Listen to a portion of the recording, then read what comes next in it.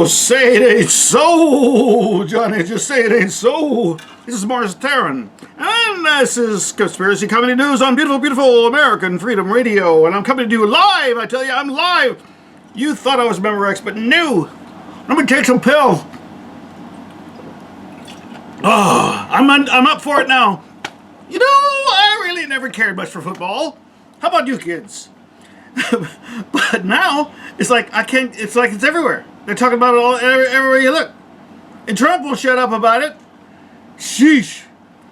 You know, if you're a fan, maybe you should just relax, is my theory on the subject. You know, I don't care about team sports at all, you know, but, you know, but Trump's got it on his diatribes, and I'm all about paying attention to Donnie. He's out of control. He put himself in this position for my ire to be expressed at him, so let the chips fall where they may. Saturday, he called on NFL teams owners to fire protesting African-American athletes who kneel when the U.S. anthem is played. I thought kneeling was part of the game. Come on, isn't that what you do just before you punt? Or the other guy comes up and punt, you got to get down there and you kneel. It's just exercise. Give it a break. I know. The kneeling players claim they're doing it to draw attention to police violence against black people. But that's how it started. Anyway, but now where's this going? Now it means a lot of things.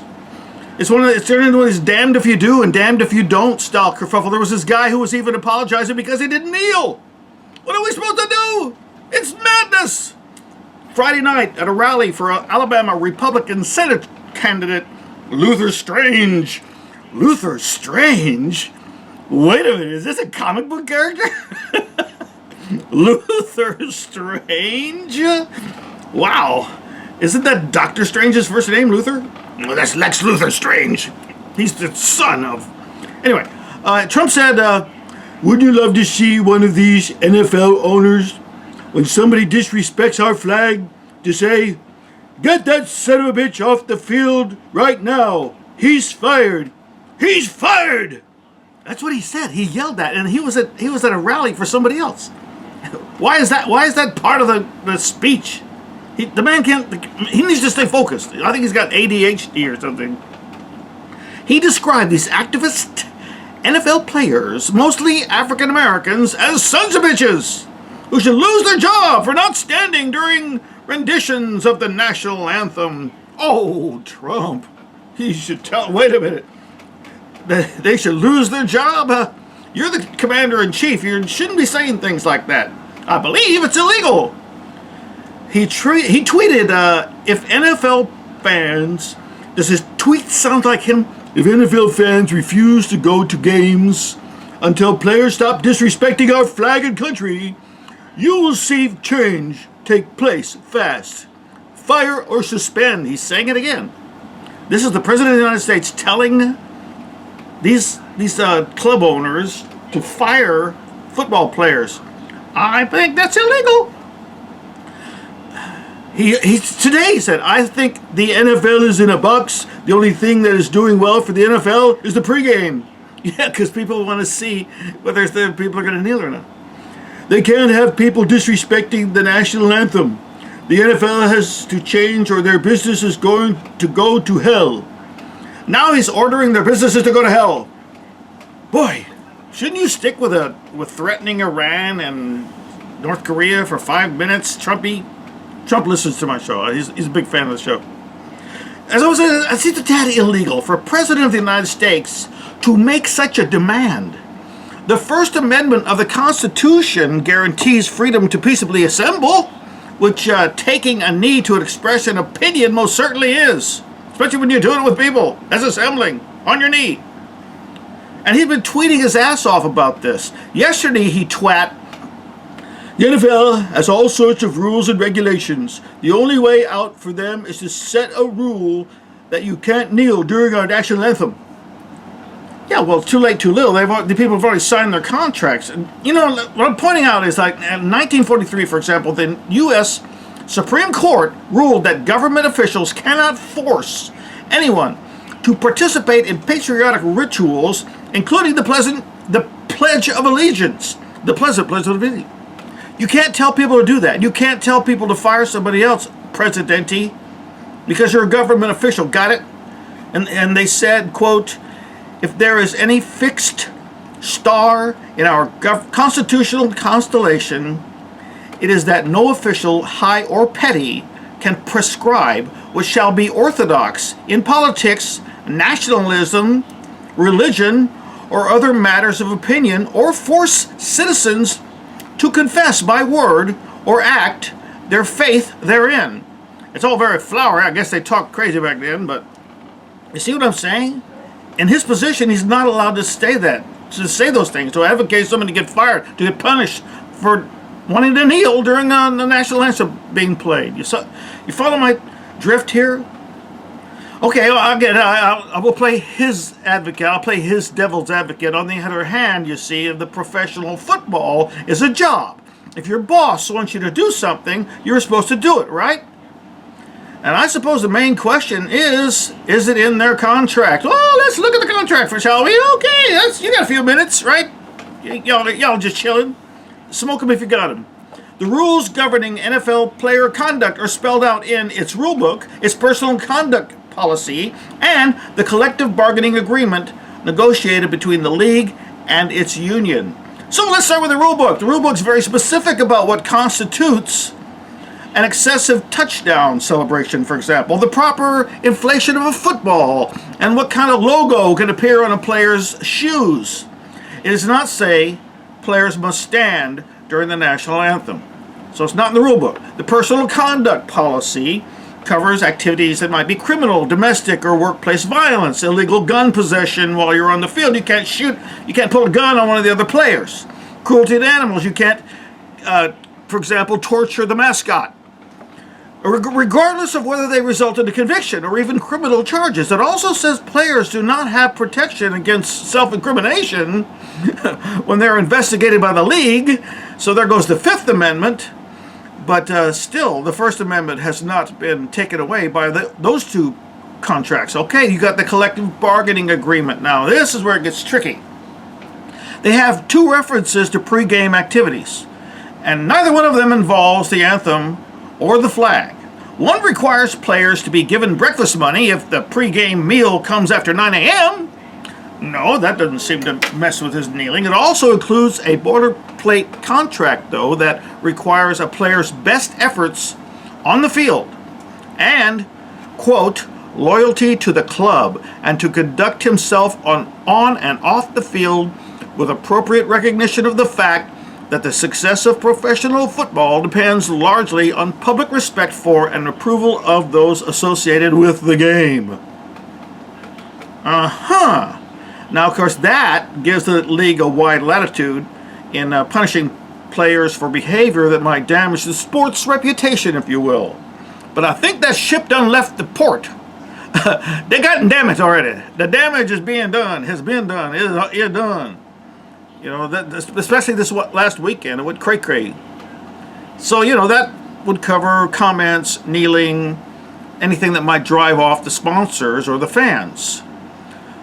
So what's going to happen? Well, as far as the NFL is concerned, there's safety in numbers. There are just too many players involved.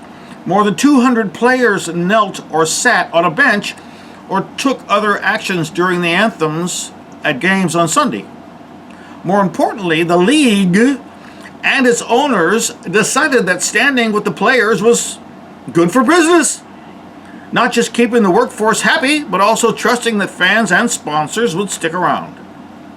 The NFL teams whose sponsors or CEOs have voiced their support of players' free expression included the New England Patriots, the New York Giants, Buffalo Bills, Philadelphia Eagles, Denver Broncos, San Diego Chargers, Green Bay Packers, Atlanta Falcons, San Francisco 49ers, Tennessee Titans, Indianapolis Colts, and Seattle Seahawks.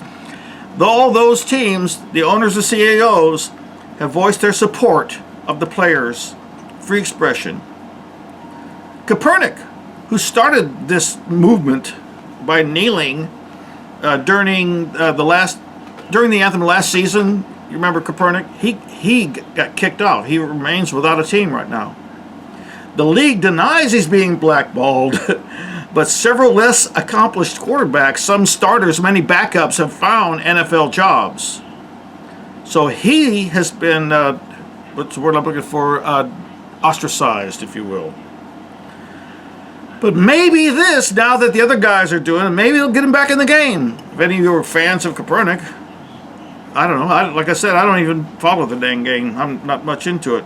But now, there are players that are kneeling because of Trump calling them sons of bitches. Now they're kneeling because they hate Trump. They don't like to be called a son of a bitch. On Monday night, Dallas Cowboys owner Jerry Jones, a staunch supporter of Trump, by the way, he knelt with his players, arm in arm, before the anthem. Then they all got up and rose for the playing of the song. So they figured out a way to neutralize it. Maybe that'll catch on. As a way. It's like to kneel before the anthem, get your kneeling over with, and then stand for the anthem. Who knows? It might catch on. I don't know. All I know is this has been given too much of the press's time, and too much of Trump's time, and too much of my time, and I'm wasting your time with it. So last Sunday, let's talk about something more fun. Last Sunday at 7 o'clock in the morning, while most of America was preparing to go to church, or at the very least, sleeping off their assorted hangovers before watching to see if anybody kneels during their favorite football game, a former Memphis police officer, one Timothy Bates, was seen urinating, or at least trying to urinate, across the street from the White House. Have you heard this? This is crazy. He explained to officers that he was part of the CIA's decades-long secret MK Ultra program. He told them, I came to the White House in order to speak with Admiral Mike Rogers and General Jim Mattis for advice on missing paychecks and how to get the dog chip out of my head. That's what he said. He really said that. Well, and of course that's why he came there. I mean, where else would you go? There'd certainly be the people to ask would be like Mad Dog Mattis, especially. He's probably got to deal with the dog chips in his head on numerous occasions. He's probably got a rifle with them. They got him sticking it out all over the dang head. And old Timmy there, he said he got the chip and was supposed to receive the checks for his participation in the MK Ultra program. I guess while he was a cop, he got enlisted to be part of MK Ultra. I didn't know they'd invite you. I thought they'd just sneak it up on you. But what would make him think that those guys would be at the White House that early on a Sunday morning? It's like, do you think that's where they're going to be? Like they don't have their own houses? Did he have like an appointment? Did MK Ultra get him an appointment to go over there? Did his chip? Did the chip in his head tell him that they'd be there? Why was he there at 7 o'clock in the morning? Or maybe he was already at the White House at an MK Ultra caker, attending an all-night party. You know what I'm saying? And they ran out of beer, and they sent him on a beer run, and he stopped to pee, and I'm sure that that happens all the time, right? That's probably what happened, right? It's an innocent thing.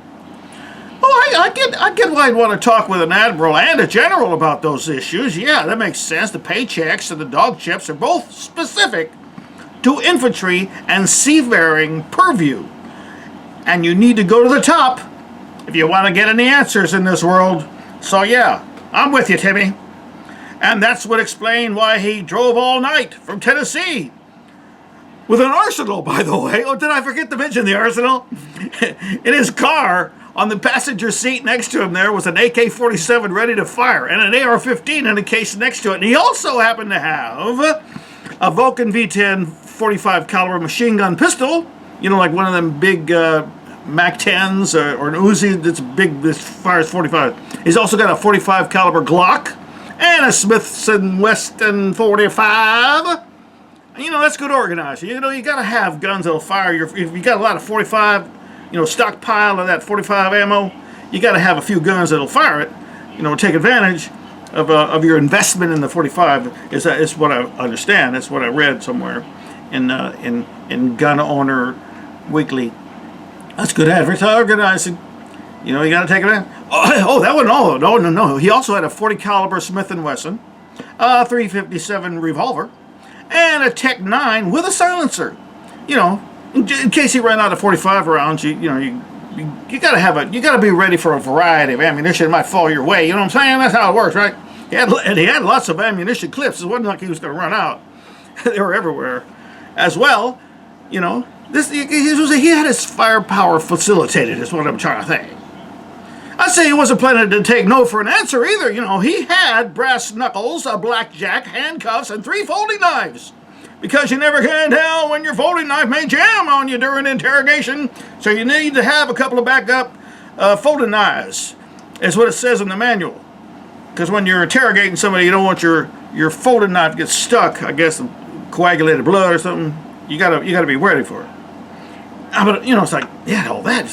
Have they finished searching his car? There's probably a jar of assorted poisonous spiders and scorpions hidden in there somewhere. Check the door.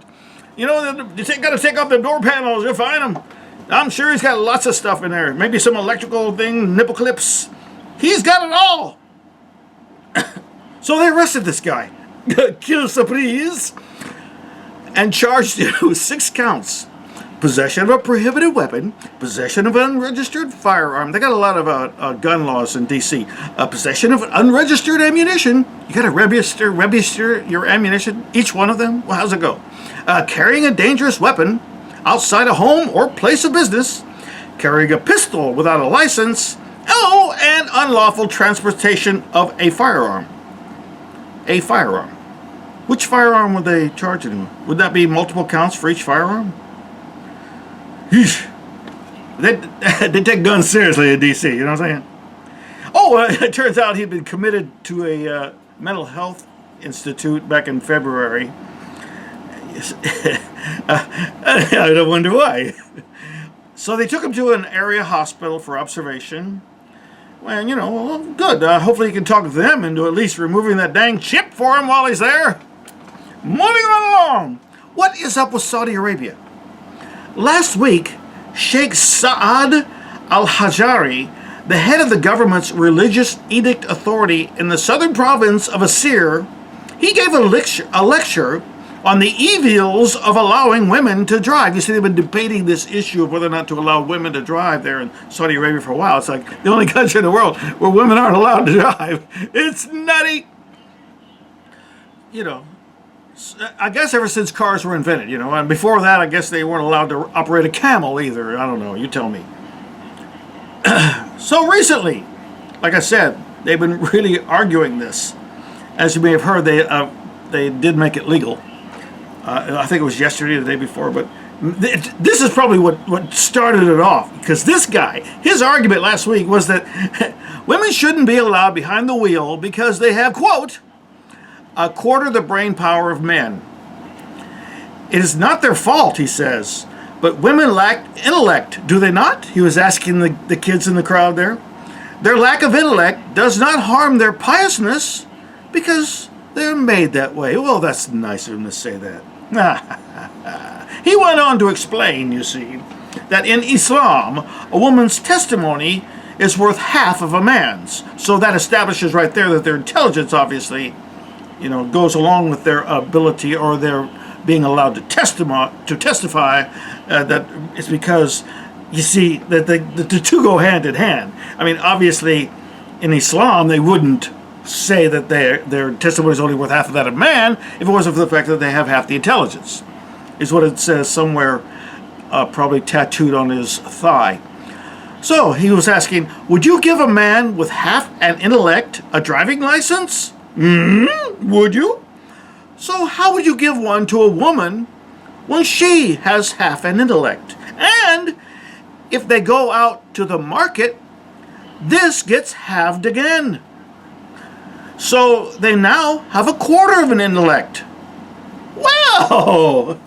Since you put it that way, I mean, it makes perfect sense. I never thought it was like going to the market does make you stupid, I guess. I think we could all agree on that, right? It's just basic math. And he explained the math. That's what you need. You need somebody like that. It's like in a position of authority to explain basic math to you and how it works with intelligence. Well, that sparked a Twitter storm that stirred the sands across the Arabian Peninsula. Saudi Arabia's king issued a decree that women will now be able to obtain a driver's license. I guess that, you know, this Twitter storm is all they needed because they got Twitters over there. Oh, yeah. I'm not sure what it's attached to, but they got them. Of course, the rollout of the changes won't take. It's not going to happen until June of next year. The sand shifts slowly in beautiful, beautiful Saudi Arabia. I'd make a joke about women drivers, but Saudi Arabia already has one of the world's highest car accident rates, and that's with men driving. So I don't think it applies to that country. Could it be because of the quarter intelligence? Or half intelligence? I don't know. Moving on. Maybe it's something in the water. So it's time for the evacuation report.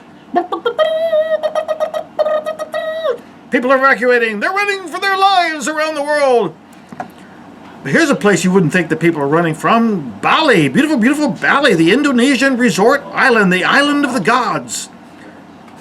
It's trouble in paradise. The mere mention of Bali evokes a tropical state of mind. It's famous for surfing and diving in its beaches, resorts, its people, and fun in general.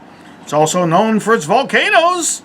The tallest one, Gunung Agung, has been rumbling, and nearly 100,000 people have fled from this angry god, taking 1,000 cattle with them, because you got to take your cattle. They've recorded nearly 1,000 earthquakes already.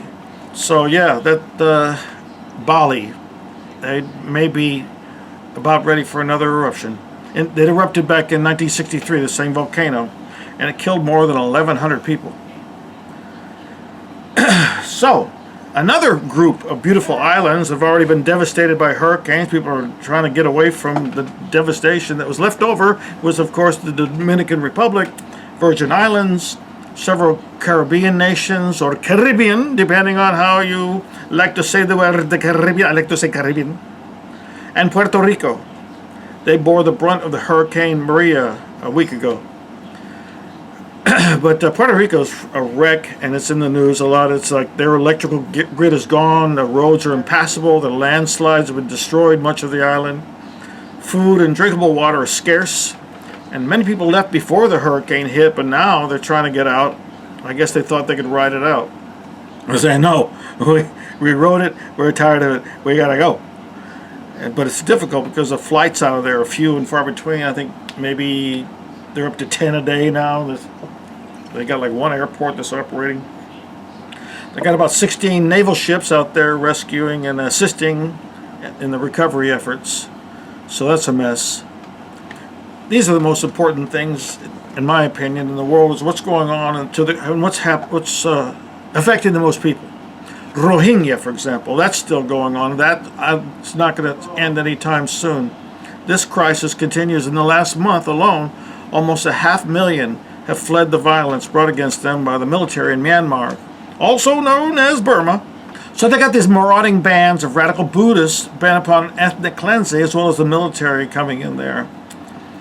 And the people are running for their lives. Many fled to Bangladesh, which already had 300,000 of these refugees. Now, there are 800,000 of them crammed into outdoor camps, desperate for food, water, and hope.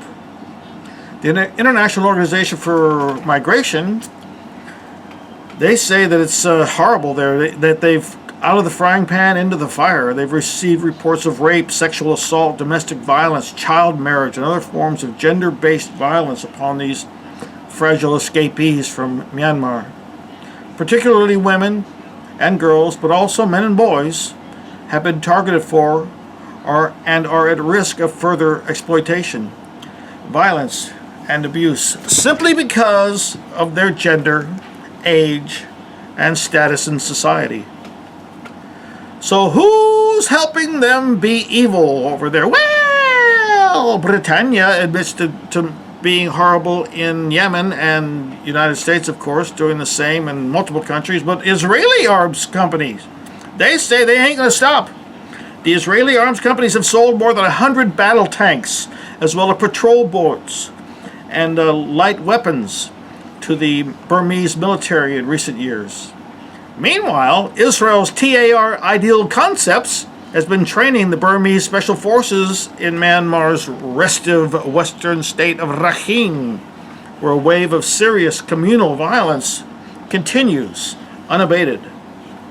So yeah, This Tel Aviv-based company posted pictures on its website in August last year showing its staff training the Myanmar's forces on combat tactics and how to handle weapons. These are the same guys, I bet, that train our police here in America to act like those vicious assholes that they've been acting like of late. The videos are all over the place of cops just attacking people, taking them down, beating the crap out of them, unarmed, for no reason. They just they just want to show off their training, I guess. They're putting that Krav Maga on their ass. The leader of Burma, Myanmar, whichever one you want to call it, is a Nobel Peace Prize winner. This woman, I guess she's the prime minister, she's been downplaying this genocidal ethnic cleansing by her government and her Buddhist renamobs. Just like the Israelis downplay their ethnic cleansing of the Palestinians. They say, we're doing it because we love them. Oh, no, we didn't. They're not supposed to be here. That claim. We were here first. They weren't. The Rohingya have been there for centuries. The thing is that it's kind of a primitive area of the world, so they live in villages, and they've been kept to themselves, what have you. And now the Rohingyas, the Myanmar government, is trying to say, look, you guys, well, do you have any deeds to land? Do you have any identification papers? These are close to ancient societies. They're living off the land as God intended, if you will. This is kind of a modern thing that they come along and say, oh well, do you have a flag? Do you have any proof that you're supposed to be here? Your footprints in the mud don't cut it. So, meanwhile, mining companies are staking claims on the newly vacated areas to begin their strip mining operations as soon as the world stops looking their way. The head of the UN's refugee agency, one Filippo Grandi, he told reporters in the Swiss city of Geneva today that the nearly 500,000 Rohingya who had entered Bangladesh since August would likely not be leaving soon. The UN official said possible epidemics were likely to break out in the camps that seriously lacked hygienic conditions. It's most likely that return will take time, if it happens at all, if the violence stops, which it is still going on. It'll be important also to find, in the medium term, suitable solutions for the people that are in Bangladesh. The important thing is to get people in places where they can be assisted more easily. That's what this guy says, and he's right. The first challenge is to get people out of the mud and the despair which they're finding themselves in. Meanwhile, back in Rakhine, where they ran from, where they escaped from, the ones that managed to escape and not get shot and blown up by the landmines that they're burying along the border to blow them up. These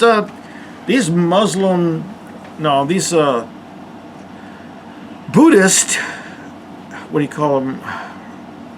I don't know, what would you call a Buddhist that isn't a Buddhist? These fake Buddhists, they dress like a Buddhist, they speak the language of Buddhism, they may have memorized some Buddhist hymnals, but they ain't Buddhist. This is not something that you can hide from your karma. If you believe in karma, you're going around murdering people, raping them, cutting them open with knives, and burning their homes. That ain't Buddhism. I've done a little research into Buddhism, and that ain't it. So yeah, there's still people there, and the Rohingya are still hiding in some of the villages from the Myanmar troops. They come in the morning, see, the troops come in, and then the residents see them coming, and they run off and hide off in the forest. He says they don't even have food to eat for this evening. What can we do? We're close to the forest, where we have leaves we can eat and find some water to survive. The man said that, escaping through the bush and monsoon rain with his elderly parents, 6 children, and his pregnant wife is not an option. He'd like to run off, but, into the fire from the frying pan, but he can't do it. They wouldn't survive the journey. They're having to march a long, long way. So, according to the report, hundreds of cows roam through the deserted settlements and charred paddy fields. The hungry dogs are eating the small goats. The remains of local mosques, markets, and schools, once bustling with Rohingya Muslims, now they're silent. He says, "We were scared that the army and the police would shoot us if they found us, so we ran away from the village." Human Rights Watch recently said satellite photos show that tens of thousands of homes in Rakhine have been destroyed in 214 villages. Mangdao itself is now segregated, with the remaining Rohingya shuttered in their homes. Myanmar's government brands more than 1 million Rohingya Muslims in the country as illegal immigrants from Bangladesh. That's what they're saying about these people who've been living there for generations. Oh, they're illegal immigrants. Kind of like the Israelis say that the Palestinians are illegal immigrants. It's kind of crazy. Yeah, we were here. Yeah, we were here first. They were all there at the same time. They've been slowly developing that country, and all of a sudden they realize that those areas can be strip mined and they can make a lot of money off of it. All we have to do is get them people off of it. How do we do that? Well, send in the guys with the machetes and the machine guns and those tanks that we just got from Israel. The Rohingya, they have roots in the country, go back centuries. They're considered by the UN the most persecuted minority group in the world. And that's why it deserved a few minutes of my time. Where else does it suck?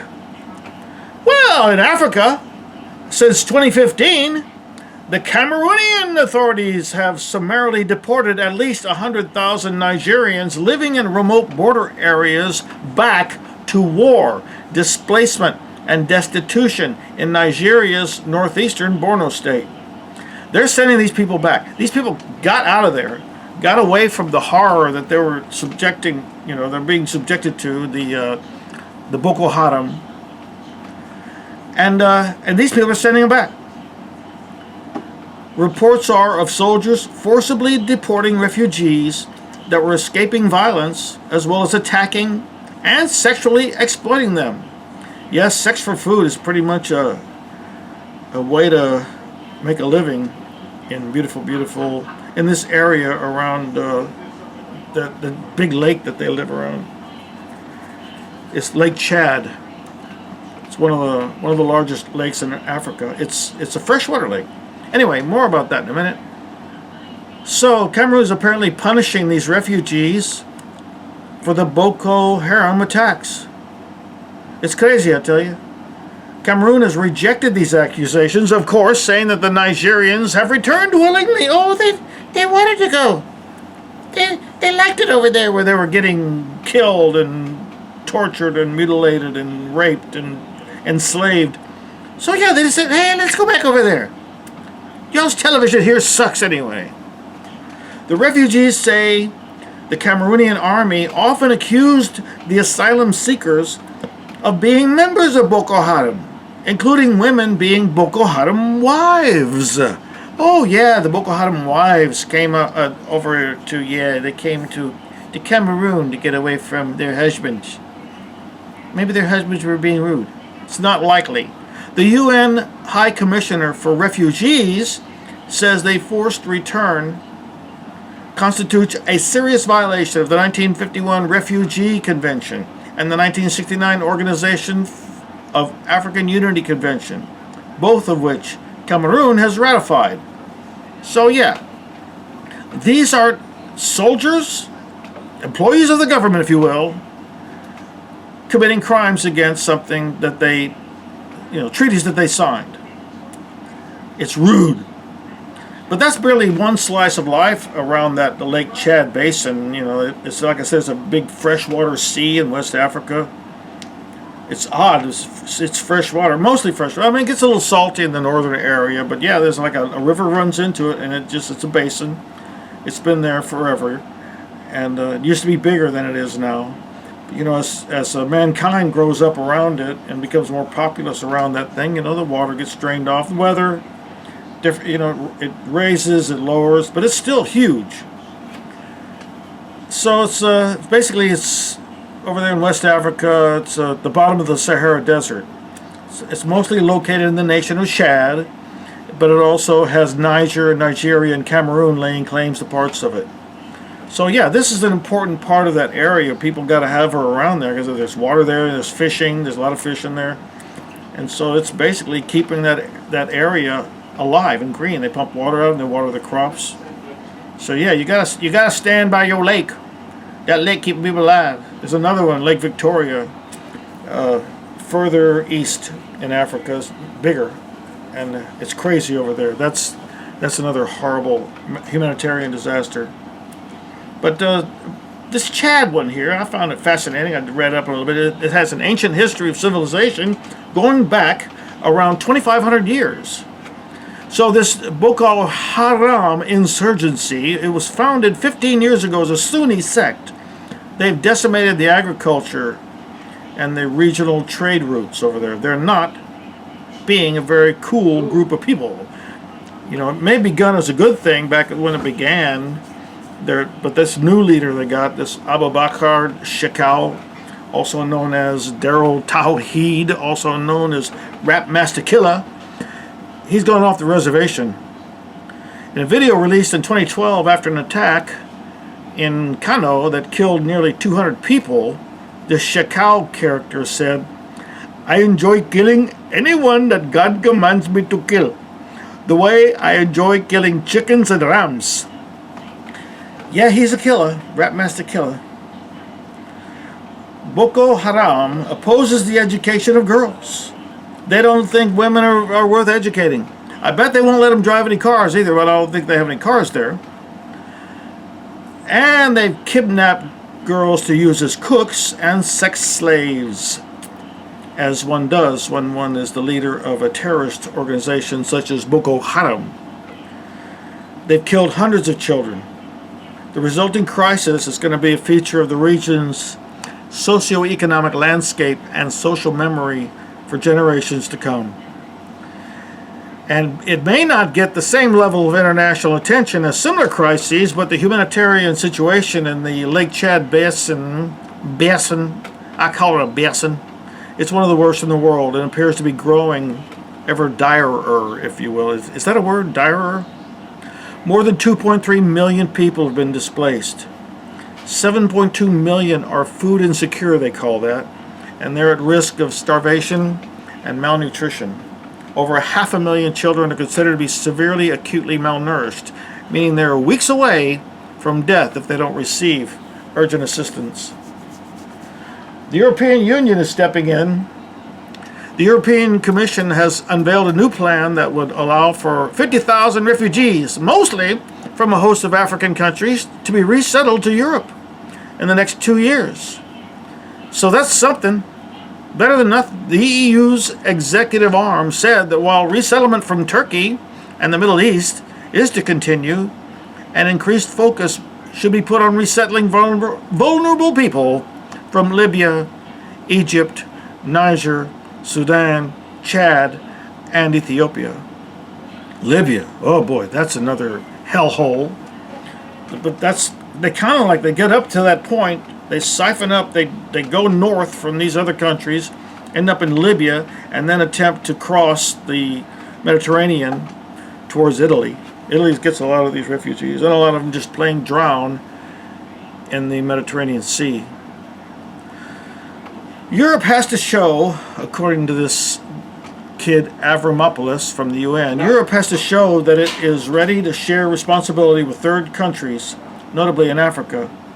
People who are in genuine need of protection should not risk their lives or depend on smugglers. The Commission said that it has set aside 500 million euros to support the resettlement effort.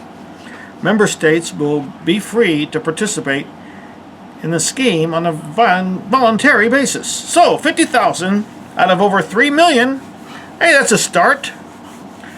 Where's the UN in all this anyway? That wasn't the UN. That was, I said it was the UN. That was the European Union. So here's some fun information. The United States and Russia have agreed to team up and build a crewed spaceport called the Deep Space Gateway. and they want to put this thing in lunar orbit. Yoo-hoo! Maybe some of the refugees can go there. The partners intend to develop international technical standards which will be used later, in particular to create a space station in lunar orbit. The Russian space agency Roscosmos said in a statement on Wednesday, that's today, after the signing of an agreement at an astronautical congress in Adelaide, Australia. And that's where you go when you want to sign an international agreement, because that's about as far away from those crazy people in the rest of the world as you can get. The Russians and Americans would cooperate to build the systems needed to organize scientific missions in lunar orbit and the surface of the moon, the agency added. They're going to have to put up and shut up about whether or not they went to the moon. Because now they're setting up a thing. I think the whole reason to go up there said, yeah, come along, Americans. We're going to make you point with your little finger exactly where you landed and you walked on the moon. We don't believe it. In a mission statement for the project, the U.S. Space Agency, NASA, also said it was leading the next steps into deep space near the moon, where astronauts will build and begin testing the systems needed for challenging missions to deep space destinations, including Mars. What? That's right. They're going to use that as a launch pad. Well, it's about time. I'm tired of watching science fiction movies to get my taste of space. Let's see you do it for real this time. Let's see, they said, the area of space near the moon offers a true deep space environment to gain experience for human missions that push farther into the solar system, access the lunar surface for robotic missions, but with the ability to return to Earth, if needed, in days rather than weeks or months. So yeah, the first modules of the station will be completed as soon as 2024. I can't wait! With construction of the entire monster is going to be starting in 2022. Okie dokie. The moon ship will be open to astronauts and cosmonauts from around the world. Meanwhile, the Roscosmos head, Igor Komarov, said the project would be open for other states, including China and India, to join. Come on in, guys. The water's fine. We're all going to go to outer space together. The announcement of the joint cooperation comes as relations between Moscow and Washington have been strained by a number of issues. Well, maybe this will make people calm the hell down. That's what I'm trying to say. Let's find something we can agree on. We're going to space. Stop mucking about. We're going to go to outer space. Yay. Another thing they can agree on is taxes. We hate them. I know I hate them. And Donald Trump is acting like he hates them too. Or does he? He just said that he's going to unveil a proposal to cut personal and corporate taxes for the corporation people. For them. He's going to cut their taxes by at least $5 trillion over 10 years with a sweeping White House and congressional plan that aims to slash the corporate tax rate by 15%. That's going to be one of the lowest rates in the industrial world. And the Democrats are a tad skeptical on this. Yep, and so are some tax experts. They argue that the proposal primarily benefits large corporations, you think? And wealthy households. Is this the one percenters that we were warned about by the Occupy movement? This could leave Trump's large populist base feeling that the president is breaking his campaign pledge, to make tax reform benefit the middle class and the blue-collar America. That's what he promised. That's why a lot of people voted for him. That would help. Yeah, so this corporate tax rate is going to be cut from its present 35%, which is a level that U.S. companies say hurts them in the global market. Well, yeah, of course it does. I mean, I understand. It's, the average top corporate tax rate worldwide is 22.5%. So, we're at 35%. We should at least bring it down. The new proposed U.S. rate is below France's 34%, Australia's 30%, and Japan's 23%. So, yeah, I get it. It would be nice for our government to stop stealing the Rothschilds, if you will, to stop stealing from them. But how about us? Still, it's this 20% corporate tax rate. It's short of the 15% that Trump promised. He promised that as a candidate, and he advocated ever since reaching office. So yeah, those guys ain't our friends. They come in, they set up this central bank. For those of you who don't remember, maybe you were too young. Back in 1913, that was the last episode of us having a central bank and having taxes on our citizens and what have you. So yeah, it had a 100-year charter, by the way. That charter ran out in 2013. And, it was supposed to go away. We weren't supposed to be taxed anymore. This theft of money from the citizens of this. Oh, by the way, these people don't need our money. Oh, no. They just don't want us to have it. So what else is going on in the world? In Kabul, a bunch of people were killed. This is just coming up right now. And by a U.S. missile malfunction. What? It was a malfunction? According to NATO, the North Atlantic Treaty Organization, during a U.S. airstrike, it resulted in several civilian casualties. But at least they came up with an excuse this time. Oh, it was a malfunction. They reportedly launched this in response to rocket attacks that targeted Kabul's airport and surrounding areas several hours after U.S. Defense Secretary Jim Mattis and NATO Secretary Jens Stoltenberg arrived in the country on Wednesday. Tragically, one of the missiles malfunctioned, causing several casualties. My bad, he was quoted as saying. It says, Resolute Support deeply regrets the harm to non-combatants, and an investigation into the attack and the malfunctioning ammunition has begun. Is it malfunction on the ground? What are they trying to say? Or did they shoot it up and it came down and killed people? They're not being very clear about this. So, who cares? What else is going on in the news? Well, of course, Bibi. You remember Bibi Netanyahu? He has vowed that he will not uproot Israeli settlements from the West Bank. Well, he's sticking by his guns. I'm glad to see it. I hate to have an enemy of mankind go back on his word. He says they will never evacuate Israeli settlements built in the occupied West Bank, even though the international law says that they're supposed to go back to the borders before 1967, before they went around stealing everything and killing people during I bet that was the 6-Day War. Oh, no. They're supposed to give all that up. I don't know. What would be just? I think justice would be if they not only moved out of those settlements, they gave them to the Palestinians on whose land they built them on. But you can bet that they won't ever do that. If they ever get forced to pull out, they're going to bomb those settlements that they built because they said, you can't have them. That's the kind of guy Bibi is, don't you think? He says there will be no more uprooting of settlements in the land of Israel. Have they ever uprooted a settlement? So he was addressing a ceremony marking 50 years since Israel built the first settlements in the West Bank and Syria's Golan Heights. Well, of course, that angered the Palestinians, and the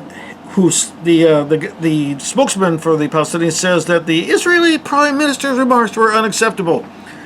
So, yeah, that's going on and on and on, and no change at all. But it's just interesting that they still throw it around as if it's ever been negotiated or ever been negotiable or it's ever going to happen.